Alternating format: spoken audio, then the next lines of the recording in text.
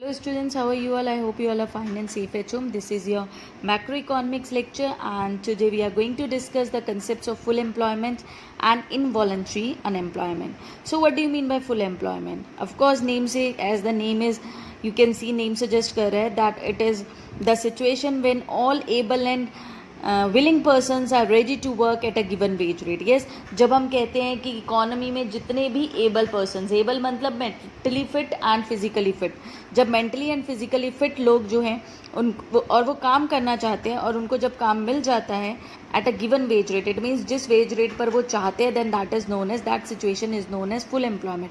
In this we can say that when demand for labour is equal to supply for labor, then we can say that this is the condition for full employment. Yes, but however we can say कि full employment की situation जो है economy में कभी भी नहीं रहती है. None of the economy has the situation of full employment, because in each and every economy there is natural unemployment which exists. Her economy में natural unemployment होता है जो exist करता है. If in the board examinations you get the question like that each and every economy has full employment, no, each and every economy does not have a situation of full employment, because in each and every economy there is some natural unemployment which may exist. अभी natural unemployment क्या होता है बच्चों?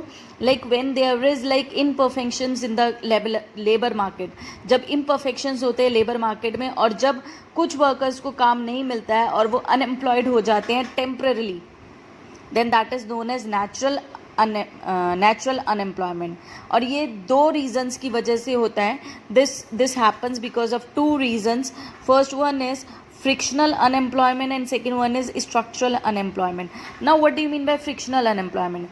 Basically frictional unemployment is that type of unemployment which occurs due to shifting of jobs, we can say, in required economy, in a dynamic economy. For example, अगर कोई person की job जो है छूट जाती है और वो दूसरी जॉब सर्च आउट करता है, सो द टाइम पीरियड जिस टाइम में वो सर्च आउट कर रहा है जॉब को, उस टाइम के लिए वो अनएम्प्लॉयड है. So that type of unemployment students is known as frictional unemployment. समझे कि जब जॉब छूट जाती है और person is searching out for a new job, then the time period for which that particular person is unemployed, that type of unemployment is known as frictional unemployment. Okay, next type is next reason जो है natural unemployment का, that is structural unemployment. Now what is it? Structural unemployment, this is a situation, this is a type of unemployment which occurs due to change in structure of an economy. जब economy में structural changes आते हैं, then this type of unemployment occurs. For example, change in technology. For example, if I'll say कि पहले के time पे when there were no computers, और जब computers का use आया बैंकिंग में, then there were so many people जिनको जॉब को छोड़ना पड़ा because they were not knowing how to operate a computer. Yes, so due to change in technology उनको जॉब छोड़ना पड़ गया. That is known as structural unemployment. Or we can say when there is change in demand pattern, then also जब demand pattern में change आ जाता है, machineries new आ जाती हैं, फिर मशीनरीज को पर वर्क करने के लिए स्पेशलाइज्ड लोगों को बुलाया जाता है और पहले के लोग जिनको उन मशीनरीज पर वर्कआउट करना नहीं आता है उन्हें निकाल दिया जाता है. Then also those people become unemployed and that type of unemployment is known as structural unemployment. So structural unemployment basically जो होता है टू रीजन से होता है, that is change in production technology की वजह से and next is change in demand pattern की वजह से. Okay, so this is known as students that full employment and when there is natural unemployment in an economy. Okay, I hope you are getting it. Next topic is involuntary unemployment. Involuntary का मतलब होता है कि unemployed होना लेकिन इच्छा अपनी मर्जी से नहीं होना. Voluntary means खुद की विश से. Involuntary means against their wishes. Involuntary unemployment refers to a situation where all persons are not employed. Okay, persons are out of jobs against their wishes. It means those persons want to work but they are out of job against their wishes. वो काम तो करना चाहते हैं पर उन्हें काम या तो मिल नहीं रहा है prevailing wage rate पर, या फिर they are not able to find the work.